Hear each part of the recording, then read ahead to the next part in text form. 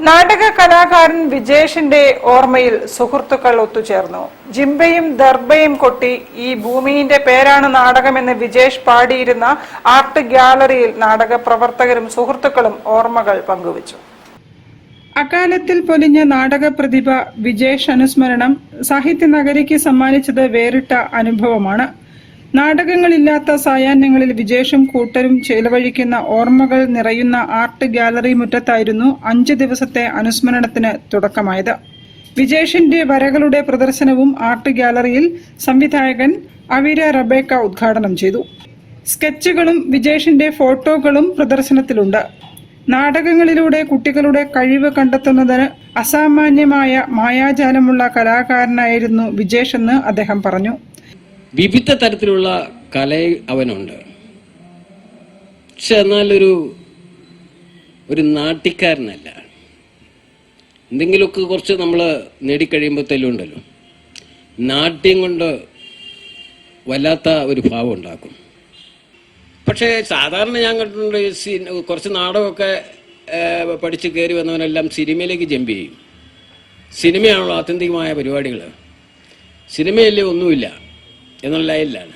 പക്ഷെ ഇവരൊക്കെ തർണ നാടകമായിട്ട് തന്നെ നിന്ന് നാടകവേദിക്ക് വേണ്ടി മരിച്ചതാണെന്നാണ് എനിക്ക് പറയാനുള്ളത്.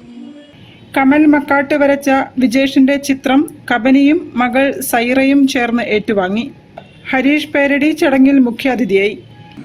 ഈ മുറ്റം നമുക്കറിയാം, നമ്മൾ ഒരുപാട് ആളുകൾ പല ഭാഗത്തുനിന്നും കറങ്ങി തിരിഞ്ഞു വന്ന് കൂടിച്ചേരുന്ന ഒരു മുറ്റമാണ്. ആ മുറ്റത്ത് വെച്ചാണ് നമ്മൾ ഈ ഇരിക്കുന്നവരിൽ പലരും പരസ്പരം പരിചയപ്പെട്ടിട്ടുണ്ടാവുക. ഈ മുറ്റത്ത് വെച്ച് തന്നെയായിരുന്നു ഞാനും വിജേഷിനെ പരിചയപ്പെട്ടത്. ഞങ്ങൾ ഈ മുറ്റത്ത് വെച്ചിട്ടാണ് പലപ്പോഴും ബാലേട്ടന് നേർച്ച കൊടുക്കാറ്. മരിച്ചുപോയ നമ്മുടെ പ്രിയപ്പെട്ട നിലമ്പൂർ ബാലേട്ടനും. പുതിയ കാലത്തെ കല വൈവിധ്യ മാധ്യമങ്ങൾ ഉപയോഗിച്ചുള്ള കലാപ്രവർത്തനം എന്ന വിഷയം സുധീഷ് കോട്ടയംപുറം അവതരിപ്പിച്ചു. കെ സുധീഷ്, KG ആൻഡോ, ജോൺസ് മാത്യു, സുനിൽ അശോകപുരം, ഗിരീഷ് കളത്തിൽ എന്നിവർ സംസാരിച്ചു. ബെന്നി, അനിത ബാബുരാജ് തുടങ്ങിയവർ നേതൃത്വം നൽകി.